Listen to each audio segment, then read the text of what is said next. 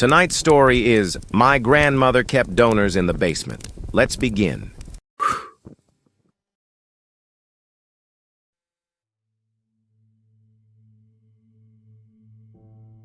The letter arrived on cream-colored paper, sealed with red wax. Elena held it to the kitchen window. Dust motes spiraled through afternoon light. Her grandmother's handwriting, spidery, deliberate, invited her to the estate for the weekend. A family matter, it said, urgent. Elena hadn't been to Blackwood House in 3 years, not since the incident with her brother. She drove through autumn countryside, past orchards stripped bare, past fields gone to seed. The estate rose from the hillside like a gothic prayer, all stone and iron and too many windows. Her grandmother stood on the steps, impossibly small, wrapped in black despite the mild weather. "Elena," the old woman's voice carried across the gravel. Sharp, clear. "You came." "Your letter said it was urgent," Elena called back. "It is." Her grandmother turned without another word. The house swallowed her whole. Inside, the air tasted wrong. Old flowers and older secrets. Elena followed the tap-tap-tap of her grandmother's cane through hallways lined with portraits. The faces watched with painted eyes. Generations of family members she'd never met. The cane's rhythm echoed off the walls. Tap, tap, tap. At the end of the corridor, double doors stood open to the library. Her brother sat by the fireplace. Elena stopped breathing. "Thomas?" He looked up slowly. For a moment, she didn't recognize him. 3 years had carved something out of him, left him hollow-eyed, thin. His hands rested on the chair arms like birds too tired to fly. "Hello, sister," he said. His voice sounded hollow, empty. "I didn't know you'd be here?" Elena's eyes darted to her grandmother, who'd settled into a chair near the window. "You said it was a family matter. It is." The old woman folded her hands, deliberate, precise. "Sit down, both of you. I have something to tell you about your grandfather." Elena perched on the edge of a leather sofa. The fire crackled. The room wasn't cold, but she couldn't stop shivering. Thomas hadn't moved, hadn't blinked. Something was wrong with his stillness, like he'd forgotten how to be alive. "Your grandfather," her grandmother began, "was a brilliant man, a researcher." She paused. "He spent 40 years studying longevity, the mechanisms of aging, the possibility of..." Another pause. "Careful. Extension." "Extension of what?" Elena asked. "Life." The old woman's eyes caught the firelight, reflected it back like mirrors. He believed that certain biological materials, properly harvested and processed, could halt cellular decay, perhaps even reverse it. Thomas laughed, a sound like breaking glass. "She means he was butchering people, Elena. That's what she means." Elena's stomach clenched. "What?" "Your grandfather ran a private medical practice," her grandmother continued, as if Thomas hadn't spoken at all. "Very exclusive, very expensive, elderly patients with terminal diagnoses." Her voice remained perfectly calm. "He offered them hope." "Hope," Thomas repeated, bitter. "Is that what you call it?" The old woman's jaw tightened, just slightly. "He offered them a treatment derived from young, healthy donors. Stem cells primarily, blood plasma." She paused again. "Certain tissues." Elena stood, fast. The room tilted. "I'm leaving." "Sit down!" Her grandmother's voice cracked like a whip. Elena froze. "You'll hear this," the old woman continued, cold, final. "Both of you, you're his heirs, his legacy." "I don't want anything from him." Elena's hands shook. She couldn't make them stop. "He's been dead for 5 years." "His work isn't dead." Her grandmother rose, moved to a cabinet against the wall. She withdrew a leather portfolio, placed it on the desk with a soft thud. "His research, his methods, his patience." The fire popped, loud in the silence. "Grandmother?" Elena's voice came out smaller than she intended. "What are you saying?" "I'm saying that your grandfather discovered something remarkable." The old woman's fingers traced the portfolio's edge. "His treatments worked, not perfectly, not permanently, but they worked." She looked up, met Elena's eyes. "His patients lived years longer than expected. Some are still alive." Thomas finally moved, turned his head toward Elena. Slow, mechanical. "She's been continuing his work." The room tilted again. Elena gripped the back of the sofa. Her knuckles went white. "No, the estate has expenses." Her grandmother's tone remained calm, practical, as if discussing groceries. The research requires funding. I've maintained a very select clientele.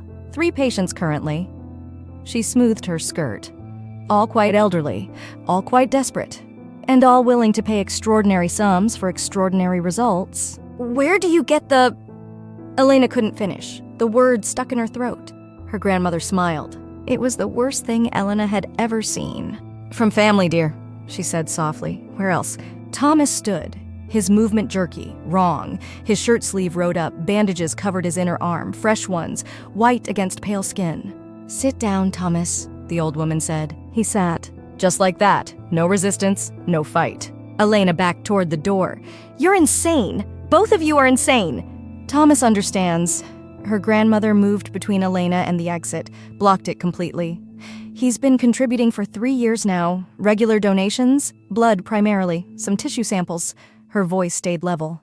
Reasonable, nothing life-threatening, and in return he has a place to live. Financial security, purpose. You're farming him! Elena's voice rose, got louder. You're using your own grandson! We're family. The old woman's eyes went flat, black as stones. Dead. Family takes care of each other. Your grandfather understood this. It's why his research focused on intergenerational transfer, parent to child, grandparent to grandchild. She smiled again. The biological compatibility is optimal. Elena's hand found the door handle. Metal, cold, real. I'm calling the police! With what evidence? Her grandmother gestured to the portfolio. Casual, dismissive. His research is groundbreaking, perfectly legal. The donors consent. The patients pay willingly. She tilted her head. There's no crime here, Elena. Only family helping family. Thomas didn't consent to anything. Elena's voice cracked. Look at him. Thomas was living in a shelter when I found him. The old woman's voice softened, became almost gentle. Wrong. All wrong. Addicted, penniless, I gave him a home, treatment, a reason to stay clean. She spread her hands. All I asked in return was a small contribution to the family legacy. She's killing me, Thomas said quietly, slowly. The words fell into silence. Heavy, final. Nonsense! The old woman waved a hand, irritated now. You're healthier than you've been in years. Regular meals, medical monitoring. Your contributions are carefully calibrated to ensure... I can't sleep. Thomas stared into the fire. His eyes reflected flames. I dream about grandfather's laboratory, the equipment, the examination table. He stopped, swallowed. The restraints. Elena's mouth went dry. Dust dry. What restraints? Show her, Thomas said, still staring at the fire. Show her what you really do. Her grandmother's expression didn't change, not a flicker. Thomas occasionally requires sedation during procedures, for his own safety. You strap him down. Elena's hand tightened on the door handle. Her knuckles screamed. You're torturing him! I'm preserving him. The old woman moved closer. Her cane tapped against hardwood. Tap, tap, tap. Do you know how rare his blood type is? How perfectly his tissue markers match our patient's needs? She stopped in front of Elena. Close. Too close. He's valuable, Elena. Precious. I would never damage something so precious. Elena pulled the door open. The hinges screamed. Her grandmother's hand shot out, faster than should have been possible for someone her age. Slammed the door shut. The sound echoed through the house like a gunshot. Elena's ears rang. You haven't heard my offer, the old woman said. I don't want to hear it. You're in debt? Her grandmother's voice dropped to a whisper. Soft. Dangerous. Student loans. Credit cards. That car you can barely afford. I know everything about you, Elena. She leaned closer.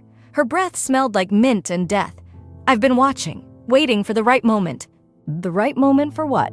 To bring you home. The old woman stepped back, spread her hands like a priest, blessing the congregation. I'm offering you partnership. Join me. Learn the research. Take over the practice when I'm gone. Her voice turned honey-sweet. In return, you'll have everything. The estate, the money, the knowledge. And all I have to do is let you bleed me. Not you. Her grandmother smiled again. Third time, each one worse than the last. You're too valuable for donations. You're the future, Elena. You'll need your strength, your health. She tilted her head. No, I have other plans for you. Thomas stood again, swaying slightly, like a tree in wind. She wants you to recruit. Find new donors, young ones, desperate ones. His voice cracked. People who won't be missed. The fire popped, sparks danced up the chimney. Orange against black. That's not how I would phrase it, her grandmother said. But Thomas isn't entirely wrong. The research requires consistent supply. She moved to the window, looked out at the darkening landscape. Your grandfather built a network of donors, homeless individuals, addicts, people on society's margins. Her voice stayed calm, matter of fact.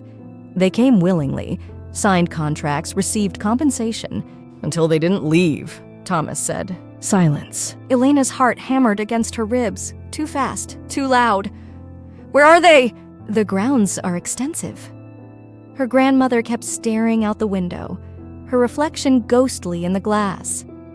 Your grandfather was particular about disposal. He believed in returning organic matter to the earth. She turned, smiled. Very ecological, really. The room spun. Elena grabbed the desk, held on, her fingers dug into wood. You're both monsters. We're survivors. The old woman's voice hardened. Your grandfather understood what most people refuse to accept. Life feeds on life. The strong consume the weak. That's nature. That's truth. She moved closer again, step by step. He simply made it efficient. I want to see him, Thomas said suddenly. Both women turned. What? Her grandmother's eyes narrowed. My final donor? Thomas's voice shook. The one you're preparing for next week. I want to see them. That's not... Show me. He stood straighter now, something flickering in his eyes. Anger. Finally. Or I walk out that door with Elena right now. The old woman studied him, long, silent. Then she smiled. Of course, dear, if you insist. She led them through the house. Down corridors Elena didn't remember. Past rooms she'd never seen. The cane kept tapping. Tap, tap, tap. Like a heartbeat. Like a countdown. They descended stairs. Stone stairs. Narrow. Dark. The air grew colder. Damper. Smelled like earth and chemicals and something sweet-rotten underneath. At the bottom, a door. Steel. Hospital grade. Her grandmother produced a key. The lock clicked. Loud in the silence. The door swung open. The smell hit first. Antiseptic. Blood. Fear. It was a smell you could taste. Then the sound. Breathing. Multiple people breathing. Machines humming. A steady beep, beep, beep from monitors somewhere in the darkness. Elena's eyes adjusted slowly. The room was large. Underground, concrete walls. Medical equipment lined the perimeter. IV stands, monitors. Strange machines Elena couldn't identify and beds. 6 of them. 5 occupied. The occupants didn't move. Welcome, her grandmother said, to the donation ward. Elena stepped forward. Her legs didn't want to work. The first bed held a young man, maybe 25. His skin had a translucent quality, like you could see through it if you looked hard enough. Tubes ran from his arms, his chest, his neck. He breathed in shallow gasps. His eyes were open, but nobody was home. This is Marcus, her grandmother said. Her voice echoed off concrete. He's been with us for 2 years. Excellent donor. Universal blood type. His stem cell count is remarkable. Elena moved to the next bed. A woman, younger. 19, maybe 20. Her hair had been shaved off. Surgical scars crossed her scalp. More tubes, more monitors. Her fingers twitched occasionally. Nothing else moved. Don't touch, her grandmother said sharply. Elena's hand froze. She hadn't realized she'd reached out. They're sedated, the old woman continued. Light sedation keeps them calm, comfortable. They don't feel pain, don't fear, don't suffer. She moved between the beds like a nurse on rounds. We monitor them constantly. Perfect nutrition, exercise machines to prevent atrophy. They're better cared for here than they ever were on the streets. They're prisoners, Elena whispered. They're assets. Her grandmother's voice stayed level.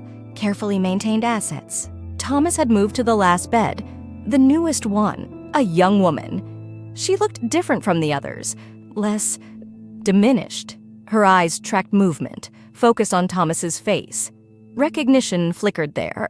"Please," she whispered, the word barely audible. "Please help me." Her grandmother moved fast, crossed the room in seconds, adjusted something on the IV. The woman's eyes fluttered, closed. Her breathing evened out. "This is Victoria," the old woman said. "She arrived last week. Street girl, prostitute, junkie." She checked the monitors. "She'll adjust in time. They all do." Elena couldn't breathe. The air was too thick, too heavy. "How did you get them here?" "A recruitment is surprisingly simple."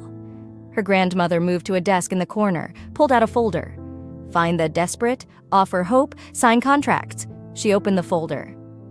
"It's all legal, Elena. Voluntary donation agreements, room and board in exchange for biological materials, perfectly binding." "They're conscious." Elena's voice cracked. "They can see. Here, they're aware of what you're doing to them." "Not really." The old woman closed the folder. "The sedation affects memory formation. They experience each day, but they don't remember. It's quite humane, actually." Thomas laughed. That breaking glass sound again, louder this time. "Humane! Listen to yourself!" "I'm being practical." Her grandmother's eyes narrowed. These people were dying, slowly, painfully, on the streets, alone. I gave them purpose, meaning. She gestured to the beds. "They're saving lives, Thomas. Important lives. Productive lives." "You're insane," Elena breathed. "I'm honest." The old woman moved closer to her. "Everyone uses everyone else, Elena. I'm just more efficient about it. Your grandfather understood this. The world is divided into those who consume and those who are consumed." She reached out, touched Elena's cheek. Her fingers felt cold, dead.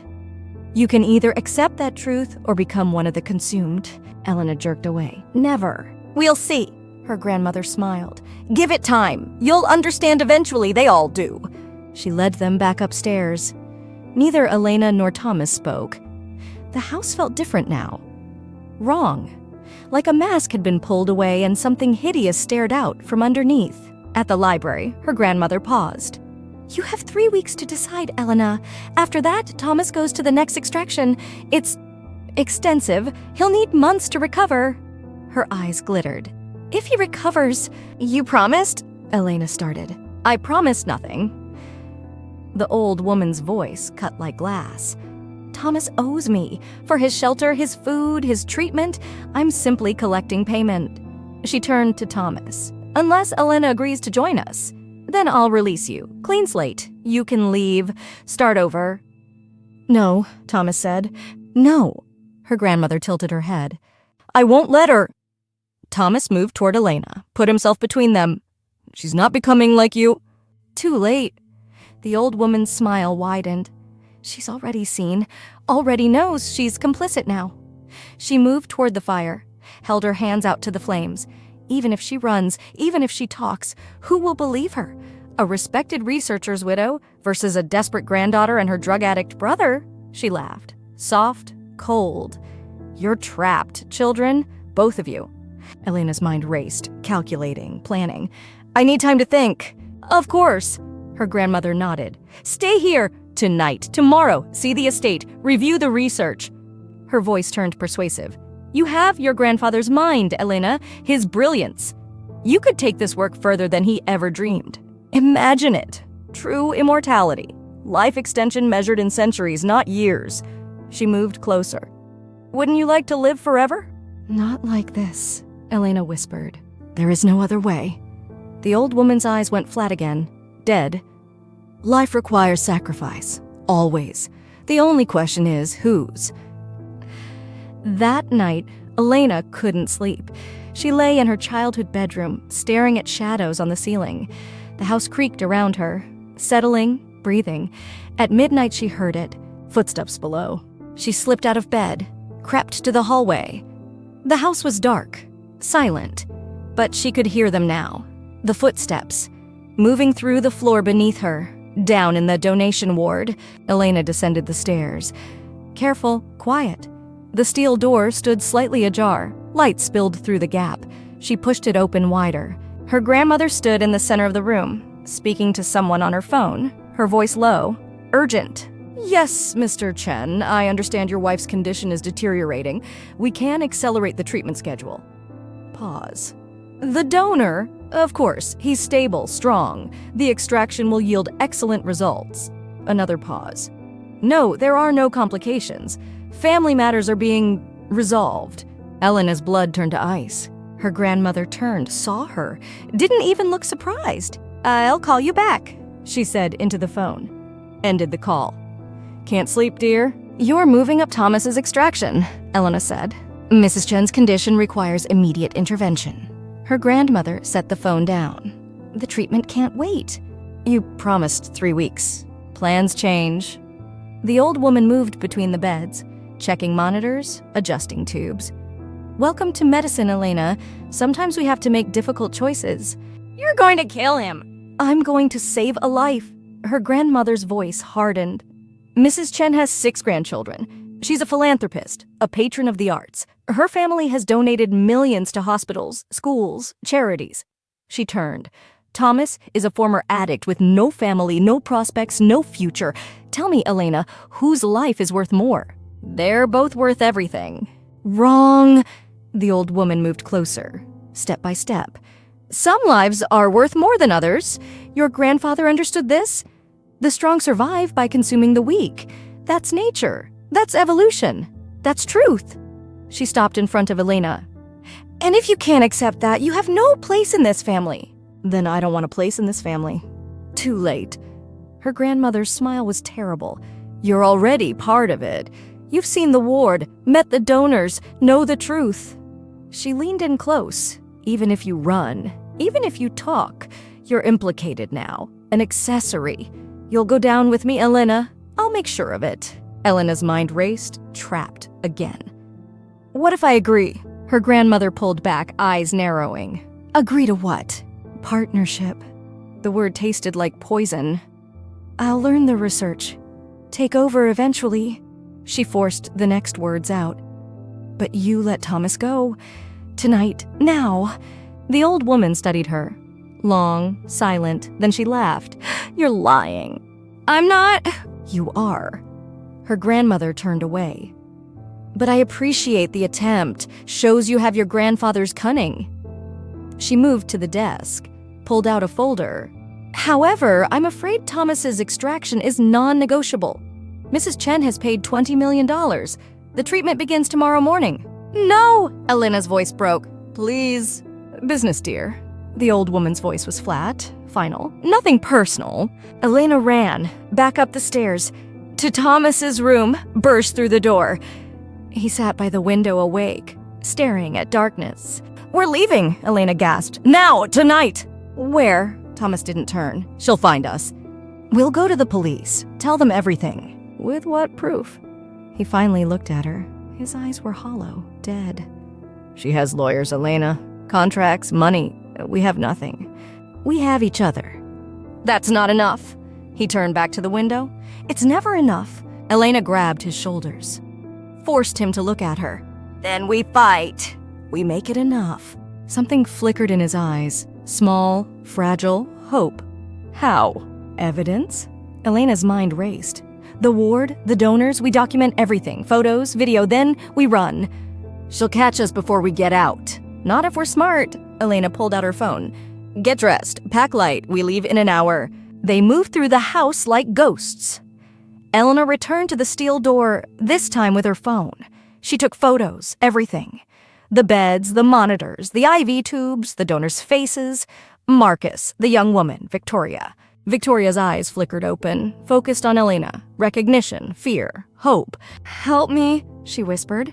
Elena's finger froze over the camera button. She looked at the IV, the monitors, the tubes. I can't, not yet, but soon, I promise. Please, soon. Elena backed away, each step harder than the last. Victoria's eyes followed her, pleading, accusing. Elena ran. Upstairs, Thomas waited, pale, shaking, but dressed, ready. Did you get it? He asked. Yes, Elena showed him the photos. This is enough. It has to be. They crept to the front door. The house was silent, dark. Elena's hand found the handle, pulled. Locked? Looking for this? They spun. Her grandmother stood at the top of the stairs, key dangling from her fingers. "Did you really think I wouldn't notice?" The old woman descended, step by step, her cane tapping. "I've been watching you all night, Elena. Cameras throughout the house." She reached the bottom. "You're predictable, just like your grandfather. So noble, so self-righteous, so stupid." Elena backed against the door. Thomas beside her, trapped. "Give me the phone," her grandmother said. No. "Elena." The old woman's voice turned soft. "Dangerous. Don't make this harder than it needs to be." "We're leaving." Elena's voice shook. "You can't stop us." "Can I?" Her grandmother moved closer. Fast, impossibly fast. Her hand shot out, grabbed Elena's wrist, squeezed, bone grinding against bone. Elena screamed. The phone clattered to the floor. Her grandmother scooped it up, checked the photos. Her expression didn't change. "Careless," she said, dropped the phone, crushed it under her cane. Once, twice.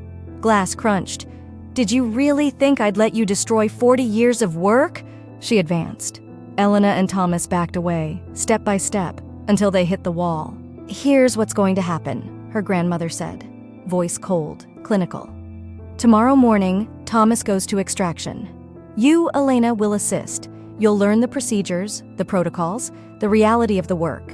She smiled. "And you'll understand why your grandfather did what he did." "Never!" Elena spat. "We'll see." The old woman turned, started walking away. "I'm going to bed. You two should do the same. Big day tomorrow."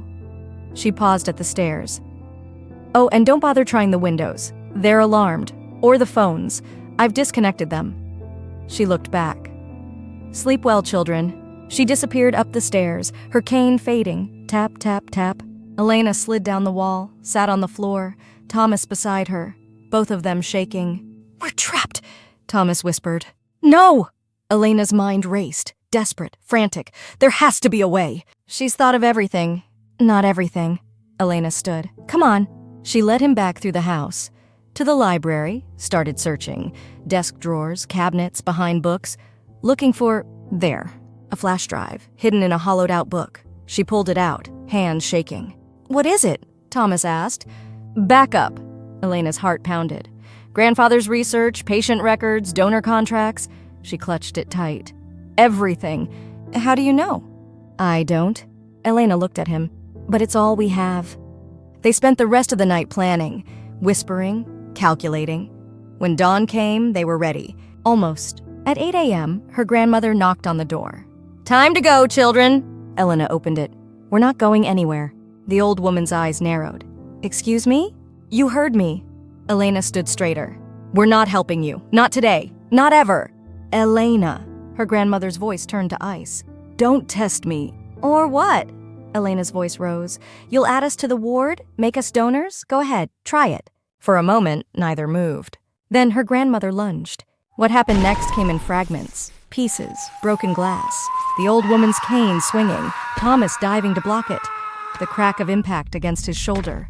Elena grabbing the cane, pulling, her grandmother twisting. Faster than she should be. Impossibly fast. Fingers closing around Elena's throat. Pressure. Crushing. The world going gray. Thomas behind her, pulling, screaming. His hands on the old woman's arms.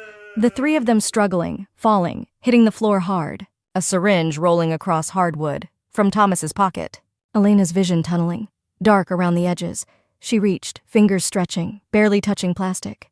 Her grandmother's grip tightening, tighter. Elena couldn't breathe, couldn't think. Thomas screaming, louder, "Let her go, let her go!" The syringe, cool in Elena's hand. She drove it into her grandmother's thigh, pushed the plunger, hard. The old woman's eyes went wide, shocked. Her grip loosened, just slightly. Elena twisted free, gasping, choking, air burning her throat. Her grandmother staggered, looked down at the needle, looked up at Elena. "Well done," she whispered, and collapsed. Silence, broken only by Elena's rasping breaths and Thomas's sobbing. "Is she—" Thomas couldn't finish. "Sedated." Elena's voice was raw, painful, not dead, just sedated. They stared at the crumpled form. So small, so fragile. Hard to believe she'd almost killed them. "What now?"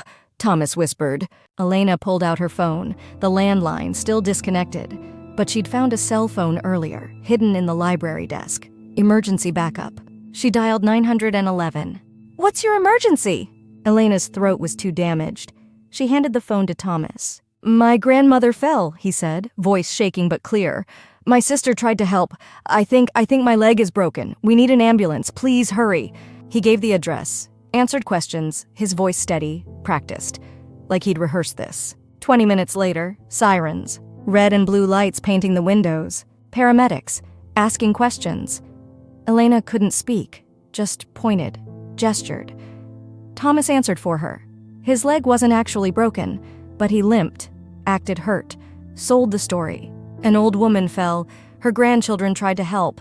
A tragic accident. Why would they question it? They loaded her grandmother into one ambulance, still unconscious, Elena and Thomas into another, for evaluation. As they pulled away, Elena looked back. Blackwood House stood dark and silent against the morning sky. Inside, in the basement, 6 people lay dreaming, waiting.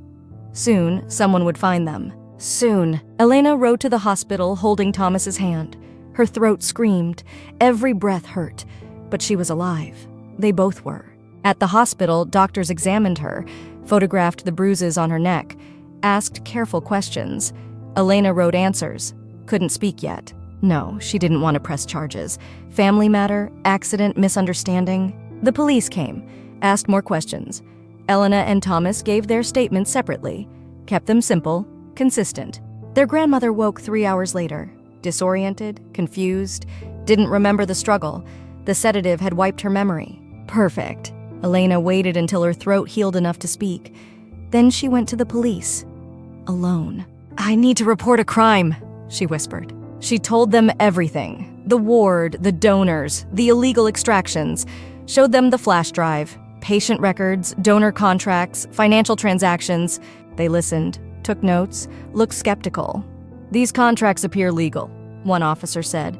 "They're coerced," Elena insisted. "The donors are imprisoned, sedated against their will." "We'll investigate." It took 3 days. Then they raided Blackwood House. Found the ward, the donors, all 6 of them. Marcus, the young woman, Victoria, the others. All alive, all technically under legal donation contracts, but clearly imprisoned. The media exploded. House of Horrors, elderly woman ran illegal medical facility. Donors kept sedated for years in secret laboratory. Family blood farm, grandmother harvested own relatives. Her grandmother was arrested, charged with unlawful imprisonment, medical malpractice, abuse. The patients, the wealthy ones who'd received treatments, lawyered up immediately. Claimed ignorance, said they'd paid for legitimate medical procedures, hadn't asked questions. The donors couldn't testify, too damaged, too confused. Years of sedation had left them fractured, unable to remember, unable to speak clearly. The contracts proved technically legal. Voluntary donation, room and board, compensation. The lawyers argued it was eccentric, unusual, but not criminal. The trial lasted months. In the end, her grandmother was convicted of unlawful imprisonment and medical malpractice, sentenced to 15 years. She died before serving a single day, in her cell, peacefully, in her sleep, age 94. The estate was sold, the laboratory dismantled, the equipment destroyed. The donors were released, sent to various facilities for rehabilitation. Elena tried to find Victoria, the young woman with hope in her eyes, but the records were sealed. Some stories didn't have endings, just stops. Thomas got a job at a bookstore, started over. Elena went back to school. They rented a small apartment across the state. Neither talked about Blackwood House. They didn't need to. It was there between them always, the weight of what they'd seen, what they'd almost become. Late at night, Elena sometimes woke from dreams, her grandmother's voice whispering in the darkness. Asterisk. Some lives are worth more than others. Asterisk.